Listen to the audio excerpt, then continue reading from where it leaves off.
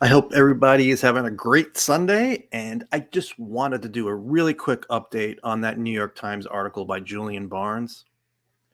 Daniel Miller on Twitter pointed out to me that the original article, which was published on the 24th, was updated and changed on the 25th. I had seen the update, but I saw the note that it was updated, but I didn't realize it was updated as much as it was. So thanks to Danny for that. And I'll just point out the difference between the two, what was taken out and what was added really quick.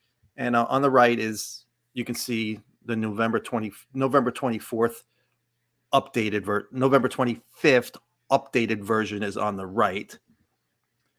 And I just want to say, I'm going to cue it up to the same spot as the one on the left, the 24th. I just want to say that articles are updated all the time. So I'm not necessarily saying somebody in the DoD or in the world of intelligence contacted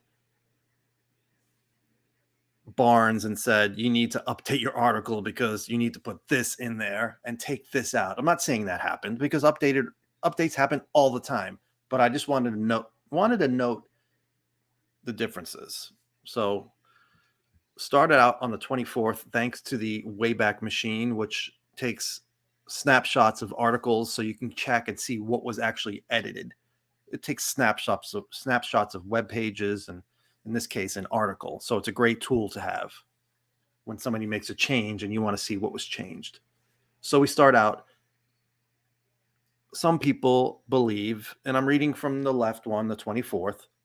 Some people believe any phenomenon exhibiting technology beyond the abilities of the United States needs deep study. Skeptics believe most or all of the sightings, including videos recorded by cameras on military fighter jets, can be explained by tricks of optics or naturally occurring phenomena. The second paragraph. But the military research that underpinned the intelligence report did little to address those theories or provide specific explanations for various sightings that have captured the public's imagination. That paragraph was taken out, and it is not in the version that was published on the 25th. That was updated on the 25th, as you can see on the right. So on the right is the 25th. I'll read from that now. That was taken out, and what was added is this. And I'm reading from the right side, the 25th. This is the New York Times updated version. Earlier this month, Avril Haines, the director of national intelligence, said the government needed to get better at collecting information about the unexplained phenomenon. Ms. Haines said that the primary focus remained on whether the phenomenon were aircraft from rival nations spying on the United States, but held open the possibility of otherworldly explanations.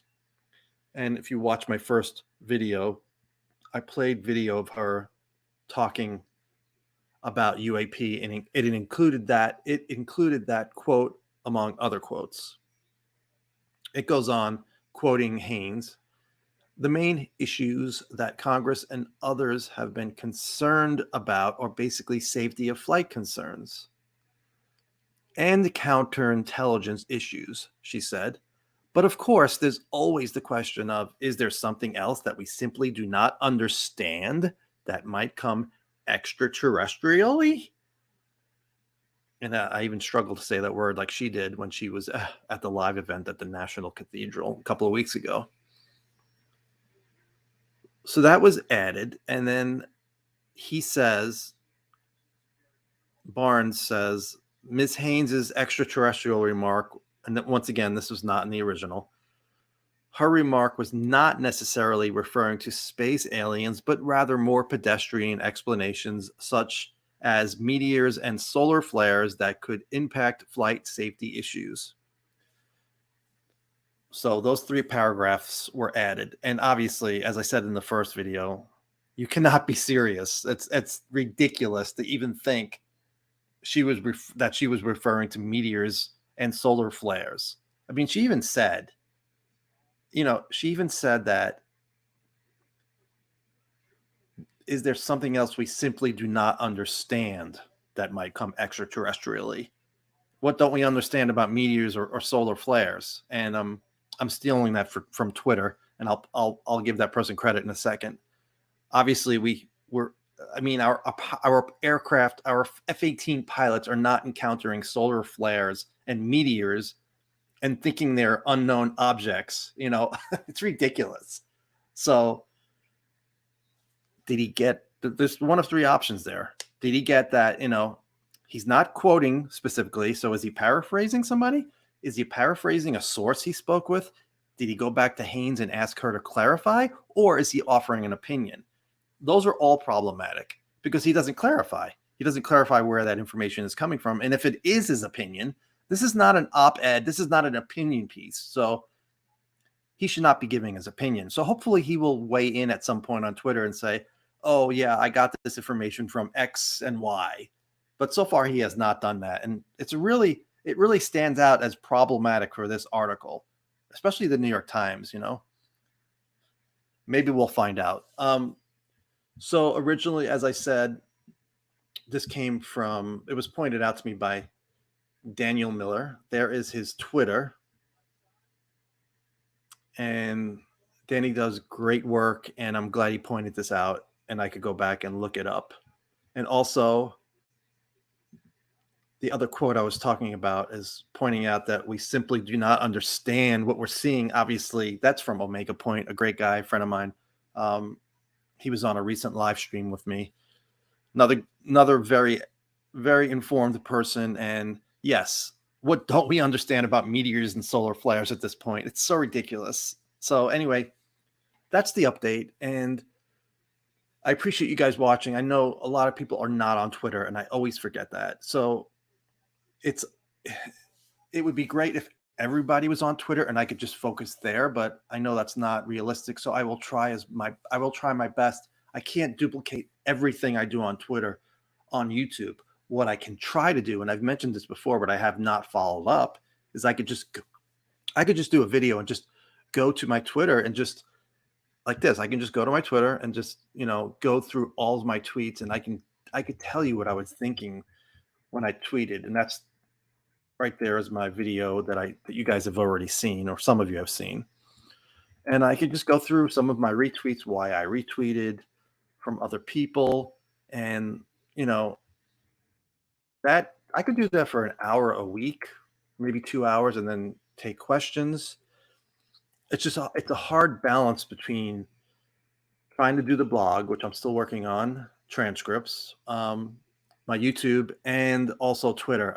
I don't think there are a lot of people that do Twitter as much as I do, and also do a blog, and also try to do YouTube.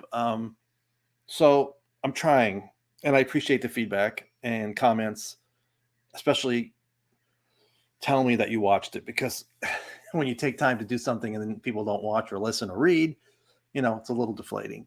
But I wanted to do this. I wanted to do this update today, so not too long. And like I said, this doesn't prove that anybody was telling Julian Barnes to change his article.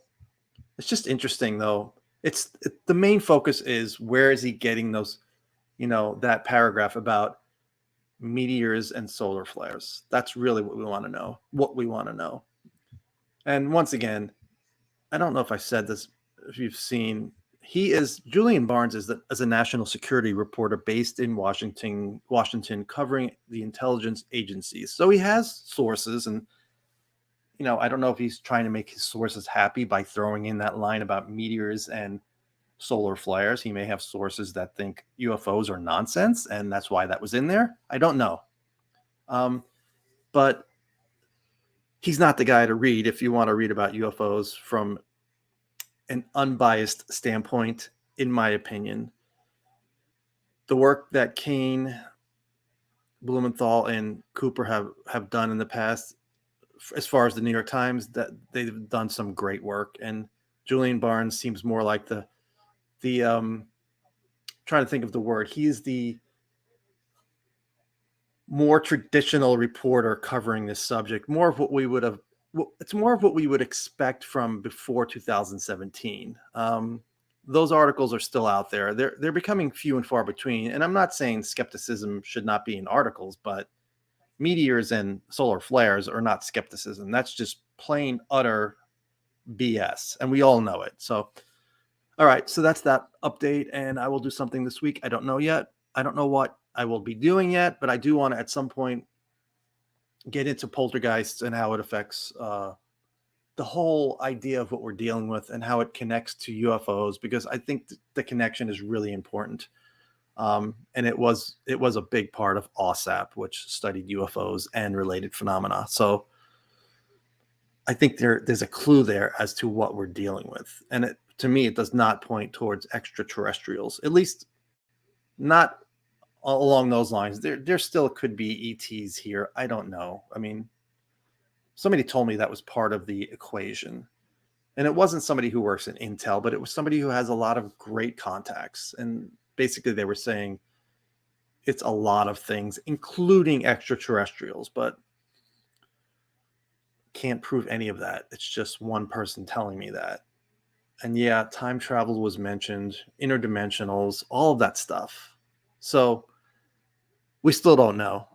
And before I continue and start rambling incoherently, I'm going to end it. So yeah, just thanks for listening, everybody. And like I said, try to join Twitter if you can. It's at the UFO Joe 11. Where is it? That's my blog, and that's my Twitter.